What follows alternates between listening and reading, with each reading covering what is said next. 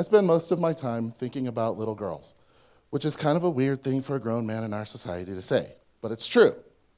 I spend most of my time thinking about little girls, and I think it's primarily because I have one. This one's mine. And the thing that I love about my daughter is that she is smart and funny and kind to people, and I think you would really like her. But when I talk about my daughter, the word that I mostly use to describe her is athlete. My daughter is athletic. She is smart and fast and got good body control and great balance, and she's strong. She's a 3-time back-to-back state champion in Shaolin Kempo. At 9 years of age, she is already halfway to a black belt. My daughter is an athlete. Now, when a man who is 6'2" and 265 pounds stands in front of you and says his daughter is an athlete, you might think that's a reflection of him. It is not. My wife was a 2-time All-State soccer player in high school and a 2-time All-State volleyball player, and I played Dungeons & Dragons. And that is why, although my kid is an athlete, she is also a huge nerd, which I love. She walks around our house in a cloak of flames that she made herself. She sits on the Iron Throne. Even though she has never seen Game of Thrones, primarily because we are not the worst parents who ever lived. But she knows there's someone called the Mother of Dragons, and she calls herself that, and she loves it. She's a huge comic book fan. Right now, her favorite character is Groot. She loves Groot. She adores the Incredible Hulk. But my daughter really, at heart, her thing is Star Wars. My kid is a Jedi. Although someday she's also a Sith, which is a choice that I can respect. But here's the question that I have to ask. Why is it that when my daughter dresses up, whether it's Groot or the Incredible Hulk, whether it's Obi-Wan Kenobi or Darth Maul, why is every character she dresses up as a boy? And where are all the female superheroes? And that is not actually the question, because there's plenty of female superheroes. My question really is, where is all the female superhero stuff? Where are the costumes? Where are the toys? Because every day when my daughter plays, when she dresses up, she's learning stuff. Through a process that in my own line of work as a professor of media studies, we refer to as public pedagogy. That is, it is how societies are taught ideologies. It's how you learned what it meant to be a man or a woman, what it meant to behave yourself in public, what it meant to be a patriot and have good manners. It's all the constituent social relations that make us up as a people. It's, in short, how we learn what we know about other people and about the world. But we live in a 100% media-saturated society. What that means is that every single aspect of your human existence outside of your basic bodily functions is in some way touched by media. From the car that you drive, to the food that you eat, to the clothes that you wear, to the way you construct your relationships, to the very language you use to formulate thought. All of that is in some way mediated. So, the answer in our society to how do we learn what we know about other people and about the world is largely through media. Well, there's a wrinkle in that our society, media don't simply exist as information distribution technologies and devices. They also exist as corporate entities. And when the distribution of information is tied to financial gain, there's a problem. How big of a problem? Well, think about this. In 1983, 90% of American media were owned by 50 companies. In any market, 50 companies doing something is a lot of companies. It's a lot of different worldviews. In 2015, that number has shrunk to 6. 6 companies. They are AOL Time Warner, NBC Universal Comcast, the Walt Disney Company, News Corp, Viacom, and the CBS Corporation. These 6 companies produce 9 out of every 10 movies you watch, 9 out of every 10 television shows, 9 out of every 10 songs, 9 out of every 10 books. So my question to you is, if 6 companies control 90% of American media, how much influence do you think they have over what you're allowed to see every day? Because in media studies, we spend a lot of time saying that media can't tell us what to think, and they can't. They're terrible at that, but that's not their job. Media don't tell us what to think. Media tell us what to think about. They control the conversation. And in controlling the conversation, they don't have to get you to think what they want you to think. They'll just get you thinking about the things they want you to think about. And more importantly, not thinking about the things they don't want you to think about. They control the conversation. How does this work in practice? Well, let's just take one of those companies. We'll do an easy one. Let's talk about the Walt Disney Company for a second. The reason why you always pick the Walt Disney Company is this. Is there a single person in this room who has never seen a Disney movie? Look around. Exactly. I picked Disney because they have what we call 100% penetration in our society. Every single person has been exposed to Disney. So it's an easy one for me to use.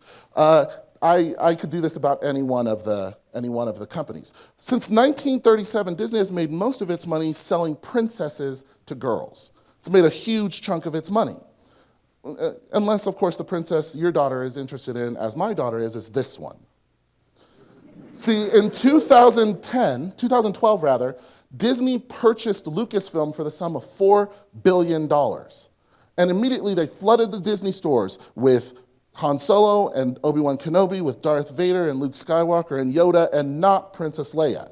Why? Because this princess messes up the public pedagogy for these princesses. So, Disney did not put Princess Leia merchandise in the store, and when people went to Disney and said, hey, where's all the Princess Leia stuff? Disney said, we have no intention of putting Princess Leia merchandise in the store. And fans were angry, and they took to Twitter with the hashtag, #WeWantLeia. And Disney said, wait, that's not what we meant. What we meant was, we don't have any Princess Leia merchandise yet, but we will. And that was in 2012, and it is 2015, and if you go to the Disney store, as I recently have, and look for Princess Leia merchandise, do you know how many Princess Leia items there are in the Disney store? 0, because Disney has no intention of putting Princess Leia in the store. And we shouldn't be surprised because we found out that was their policy when they bought Marvel in 2009 for the sum of $4.5 billion. Because when you make a lot of money selling princesses to girls, you also kind of want to make money from boys. And so what better to sell boys than superheroes? So now Disney had access to Captain America and to Thor, the Incredible Hulk, and they had access even to a group of superheroes no one had ever even heard of. That's how good Marvel was at selling superheroes. Last year, they released a film called Guardians of the Galaxy. It's a film that absolutely should not work. Nobody knew who they were except for comic book nerds like me. One of the characters is a talking tree. One of the characters is an anthropomorphic raccoon. It should not work. And they made a killing off of Guardians of the Galaxy. This character here in the middle, her name is Gamora. She's played by Zoe Saldana. And she is strong and smart and fast and fights like a ninja. And she's played by a beautiful black woman, and my daughter fell in love with her. So, like any good nerd dad, I went to buy my daughter Gamora stuff. And when I got to the store, I learned a very interesting thing. If I wanted to buy her a Gamora backpack, well, Gamora's not on it. They probably should have marketed this as some of the Guardians of the Galaxy. And if I wanted to buy her a lunchbox, she wasn't on it. And if I wanted to buy her a t-shirt, she wasn't on it. And as a matter of fact, if I went to the store, as I did, and looked at the display, you would find a small picture of Gamora right here. But if you look at any of the actual merchandise on that shelf, Gamora is not on any of it. Now, I could have taken to Twitter with the hashtag Where's Gamora, like millions of fans did across the world, but the truth was, I wasn't even really that surprised, because I was there when Disney had released The Avengers. And just this year, we got a new Avengers movie, The Age of Ultron, and we were very excited because there was not one but 2 female superheroes, Scarlet Witch and Black Widow, and we were very excited. But here's the real thing about this. Even though Scarlett Johansson, who is one of the most popular actresses in America, plays Black Widow, and Black Widow is the star of not 1, not 2, but 5 different Marvel movies, there is not a single piece of Black Widow merchandise available. Not one. And if you go to the Disney store and you look for a Black Widow costume, what you will find is you will find Captain America and the Incredible Hulk, you will find Iron Man and Thor, you will even find War Machine, who isn't even really in the movie that long. Who you will not find is Black Widow. And I could have gone to Twitter with the hashtag, as many people did, Where's Natasha? But I'm tired of doing that. I'm tired of having to do that. All over the country right now, there are kids playing with the Psychoblast Quinjet playset, where Captain America rides a motorcycle out of a moving jet, and it's really awesome. You know how awesome it is? So awesome that when it happened in the movie, it was Black Widow that did it. Not only has she been erased, but she has been replaced with a male figure. And so, what is this teaching us? I mean, over the next 5 years, Disney and Warner Brothers and a bunch of movie studios are going to release over 30 feature-length films with comic book characters. And of those 30 feature-length films, exactly 2 of them will have female solo leads. 2. Now, there will be females in the rest of these movies, but they will be sidekicks, they will be love interests, they will be members of teams. They will not be the main character. And if what we learn, what we know about other people and about the world, we learn through media, then these companies are teaching my daughter that even if she is strong and smart and fast and fights like a ninja, all 4 of which are true of her, it doesn't matter. She will either be ignored like Gamora or erased and replaced with a boy like Black Widow.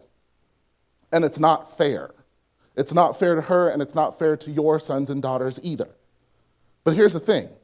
I'm raising a little girl, and she has a little tomboy in her, which, by the way, is a terrible thing to call a girl. What that basically is saying is those traits that define you, they're not really yours. They're just on loan to you for a little while from boys. But do you know how much grief she's going to take in her life for having a little tomboy in her? 0. None. People will think it's cute. They'll call her feisty. Because in our society, adding so-called male traits to girls is seen as an upgrade. It's seen as a bonus. I'm not raising a little boy like Mike. Mike is a little boy who lives in Florida. He's 11 years old. And the thing that he loves most in the world is a show called My Little Pony: Friendship is Magic, like millions of other children across America. Now, the show is marketed to girls ages 5 to 9, but there are millions of boys and grown men who enjoy My Little Pony: Friendship is Magic. They have a club. They call themselves bronies, pony bros, guys who like ponies. I happen to be one of them. And what are Mike and myself and millions of other boys and men learning in this feminine, sissified world of My Little Pony? Well, they're learning to study hard and to work hard and to party hard and to look good and to feel good and to do good. And heaven preserve us from teaching these wussified concepts to boys. So the other kids in his neighborhood pick on Mike, and they beat him up, and they make fun of him. And at 11 years old, Mike goes home, finds a belt, wraps it around his neck, and hangs himself from the top bunk of his bed. Because we have developed a society in which you would rather be dead as a boy than thought of as liking stuff for girls. And that is not Mike's fault, that is our fault. We have failed him. We have failed our children. And we have to do better for them. We have to stop making it so that the only female superheroes appear on shirts that are pink and cut for girls. We have to stop. And when I was putting this together, people said to me, well, that's never going to happen. And I said, oh, really? Because just this year, Target announced that they were going to stop gendering their toy aisles. They were going to mix it up. Now, before we, break our shoulders, patting Target on the back, just this week they released a shirt in which one of the most iconic scenes in Star Wars: A New Hope, where Princess Leia stands up to the Dark Lord of the Sith, was released on a t-shirt in which she's mysteriously replaced by Luke. So let's don't pat ourselves on the back too much.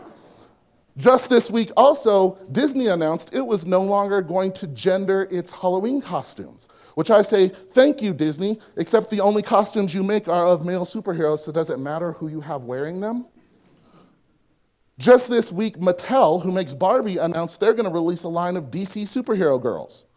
And the funny thing is, they met with girls and asked them what they wanted to see in dolls. And you can see they have calves and elbows that bend so they can do superhero stuff.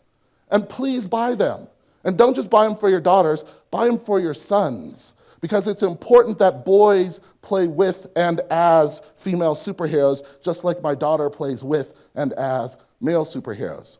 As a matter of fact, what I would love is a world in which every person who goes to the store goes with a little flowchart in their head of whether or not they should buy this toy for a boy or a girl. And it's a real simple flowchart because it only has one question on it. It says, is this toy operated with your genitals? If the answer is yes, then that is not a toy for children. And if the answer is no, then it's for boys and girls. It's really simple. Because today is about the future of the future, and in my future, boys and girls are equally respected, equally valued, and most importantly, equally represented. Thank you.